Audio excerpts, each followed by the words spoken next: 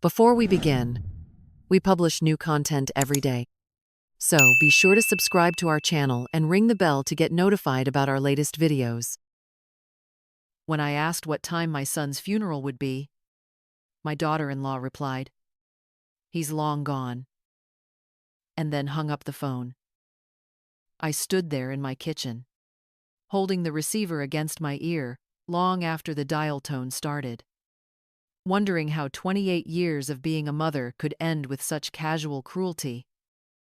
My name is Tina Jones, and at 65, I thought I understood the weight of loss. I had buried my husband 5 years earlier and said goodbye to more friends than I cared to count. But nothing had prepared me for losing my only son Michael to a heart attack at 37. And certainly nothing had prepared me for my daughter-in-law's complete dismissal of my grief. The relationship with Sarah had never been easy. From the moment Michael brought her home 7 years ago, she made it clear that his family was an inconvenience she barely tolerated.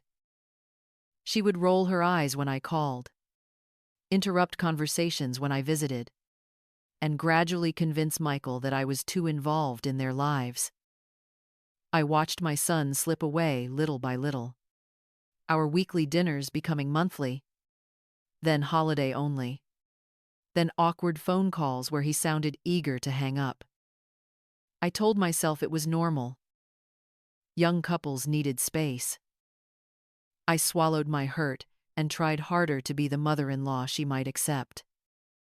I babysat their twin daughters whenever asked, brought gifts for every occasion, and bit my tongue when Sarah made cutting remarks about my cooking or my old-fashioned ways. When they moved 3 hours away last year, I convinced myself the distance might actually help. The morning Michael died, I learned about it from a neighbor who had seen it on Facebook. Sarah had posted about her devastating loss, about being a young widow with 2 small children, about needing prayers and support. She had not called me. When I finally reached her, she was brief and cold. The service would be private, family only. I wasn't family, apparently. Despite carrying Michael for 9 months and raising him through scraped knees and broken hearts and college applications. The next morning brought a parade of well-meaning friends offering casseroles and condolences. They meant well, but their gentle questions about the funeral arrangements felt like salt in an open wound. I found myself lying, saying I was still working out the details, when the truth was I had been deliberately excluded from my own son's goodbye. Later that day, I called Sarah again, hoping she had reconsidered. Maybe in her own grief, she would realize that grandmothers hurt too, that the girls needed all the family they could get. But when I asked about visiting my granddaughters, she told me they were too young to understand what was happening and that my presence would only confuse them. I was 57 when those girls were born, not ancient, and I had been a loving, stable presence in their lives for 8 years. Meanwhile, I started noticing how differently Sarah presented herself to others. On social media, she was the grieving widow surrounded by support. She posted photos of flower arrangements and meals brought by friends, of the girls being comforted by Sarah's family. But in our brief phone conversations, she was sharp and dismissive, treating me like an unwelcome stranger rather than someone who had loved Michael long before she met him. The funeral came and went without me. I learned about it afterward from Michael's college friend, who called to express his confusion about my absence. When I explained that I hadn't been invited, the long silence on the other end of the line spoke volumes. Even people who barely knew our family dynamics understood that something was deeply wrong with excluding a mother from her son's funeral. The next morning, I woke up with a clarity I hadn't felt in weeks. I realized I had been asking the wrong questions. Instead of wondering why Sarah was treating me this way, I needed to ask myself why I was allowing it. I had spent years trying to earn her approval, diminishing myself to make her comfortable, accepting crumbs of access to my son and granddaughters. I had trained her to see me as disposable. Later that day, I made a decision that surprised even me. I drove to Michael's grave, something I hadn't done since learning about the funeral location from that same college friend. The headstone was simple, elegant, with fresh flowers that I knew Sarah had placed there. I stood there for a long time, not crying but thinking about the man my son had become and the relationship we'd lost long before his heart stopped beating. Meanwhile, I began researching my legal rights as a grandmother. I discovered that while grandparent visitation laws varied by state, there were protections for relationships that had been established and then suddenly severed. I had been a consistent presence in the girls' lives, had babysat them regularly, had developed real bonds with them. Sarah couldn't simply erase 8 years of loving relationship because she found my grief inconvenient. The next morning brought an unexpected phone call from my sister in California. She had been following the situation and offered something I hadn't expected: validation. She reminded me that I had always been a fighter, that the woman who had raised Michael as a single mother after his father left was stronger than the woman I had become in recent years. Her words rekindled something in me that I thought Sarah had successfully extinguished. Later that day, I took the first concrete step toward reclaiming my place in my granddaughters' lives. I contacted a family law attorney who specialized in grandparent rights. The consultation was both enlightening and empowering.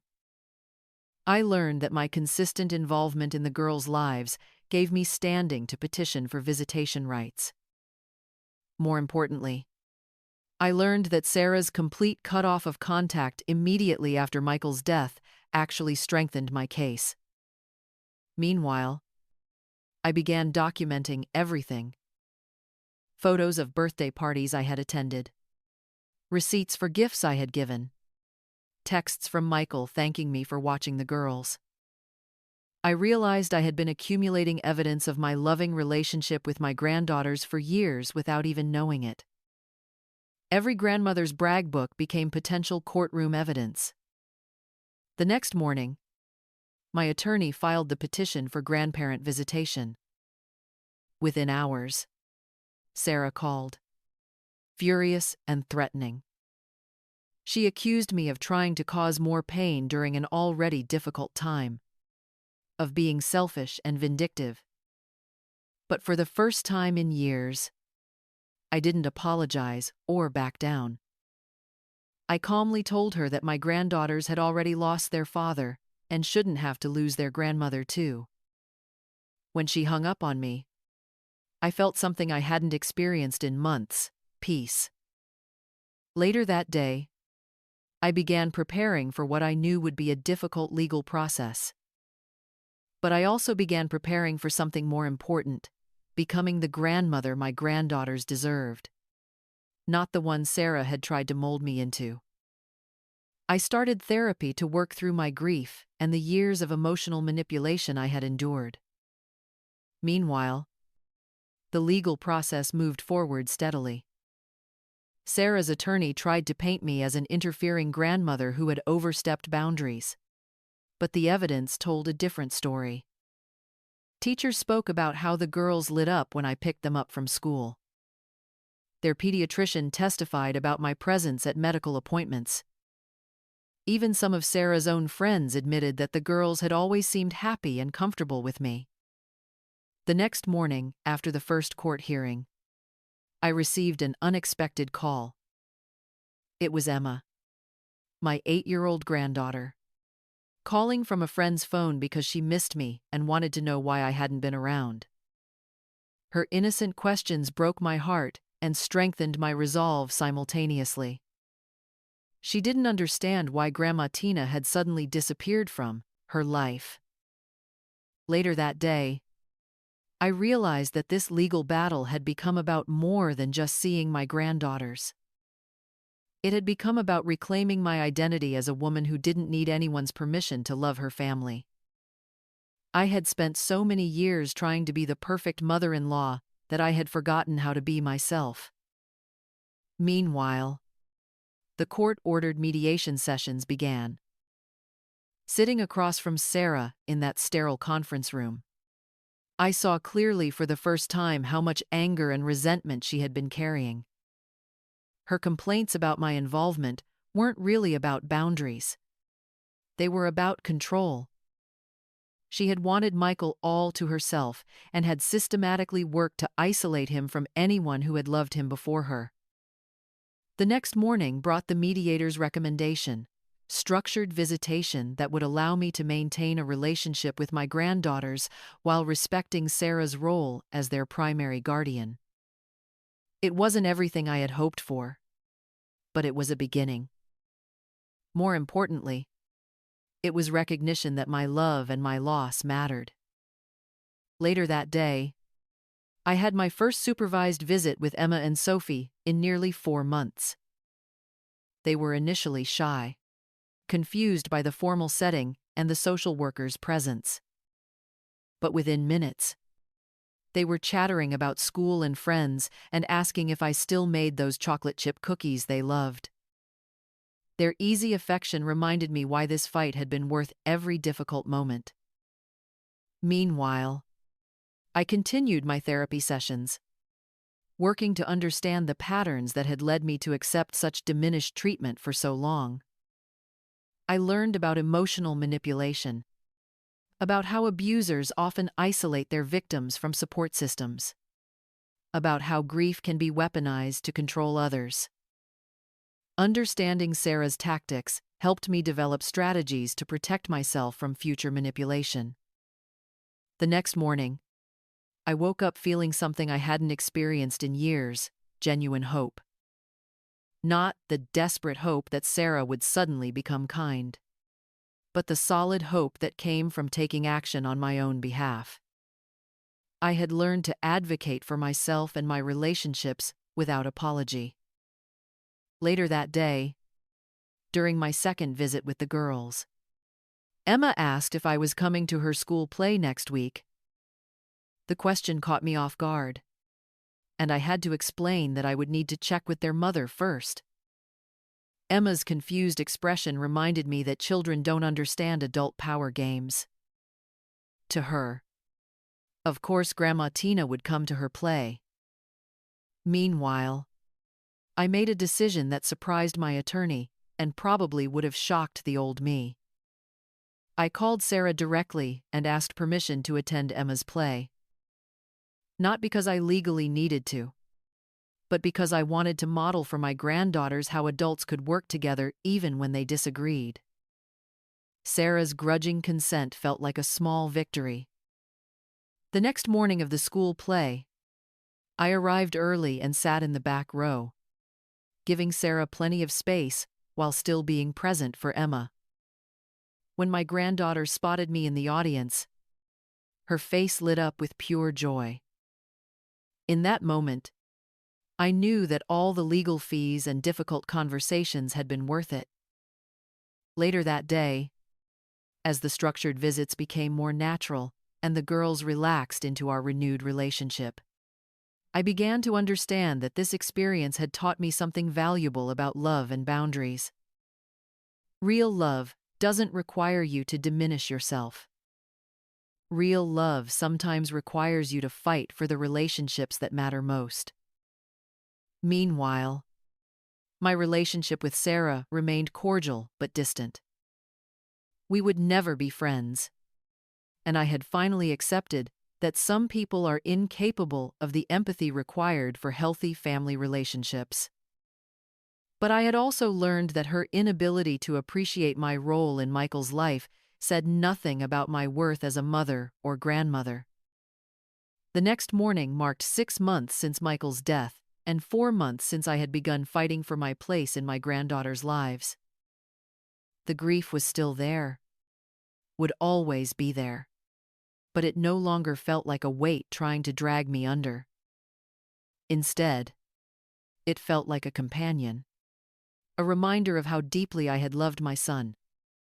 Later that day, Emma called me on her own phone, not because she was sad or confused, but because she wanted to tell me about a book she was reading and ask if we could read it together during our next visit.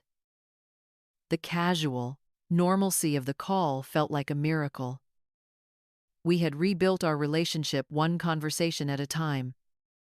Meanwhile, I began volunteering with a local organization that helped other grandparents navigate family court systems. I discovered that my story wasn't unique, that there were many older adults fighting for their right to love their grandchildren. Sharing my experience gave new purpose to the pain I had endured.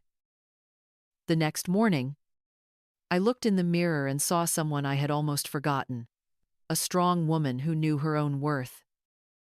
The past year had tested every assumption I had about myself and my relationships.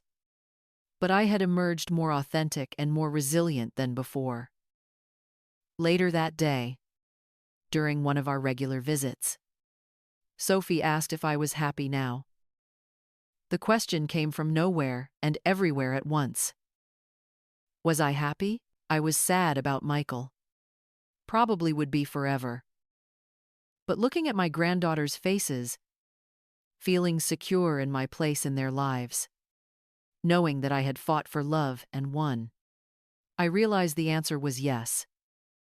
Today, 18 months after that cruel phone call about Michael's funeral, I understand that some relationships end not with dramatic confrontations, but with quiet choices to stop accepting what diminishes us.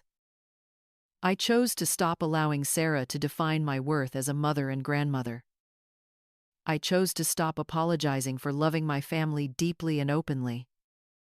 My granddaughters are now 9 and 10, growing into remarkable young women who know they are loved by many people, including a grandmother who fought for the right to be in their lives. They understand that families can be complicated, but that love doesn't have to be conditional or fragile. Sarah and I will never be close, but we have learned to coexist peacefully for the girls' sake. She still controls more of their daily life than I would prefer, but I have learned that love isn't measured in hours spent together or permissions granted. Love is measured in consistency, in showing up, in fighting for what matters even when it's hard. Looking back, I realize that losing Michael broke my heart. But Sarah's cruelty broke something else. The part of me that believed I needed other people's approval to know my own worth. In learning to advocate for my relationship with my granddaughters, I rediscovered my own strength and voice. When I tell people about this experience, they often focus on the legal victory or the restored relationship with my granddaughters. But the real victory was more personal, learning that 65 wasn't too old to rediscover who I was beneath decades of trying to please others. The real victory was understanding that love sometimes requires courage. Tonight, as I sit in my kitchen where that devastating phone call came 18 months ago, I feel something I couldn't have imagined then: gratitude. Not for the pain or the loss, but for the woman that pain forced me to become. I am Tina Jones, Michael's mother, Emma and Sophie's grandmother, and a woman who learned that it's never too late to stand up for love.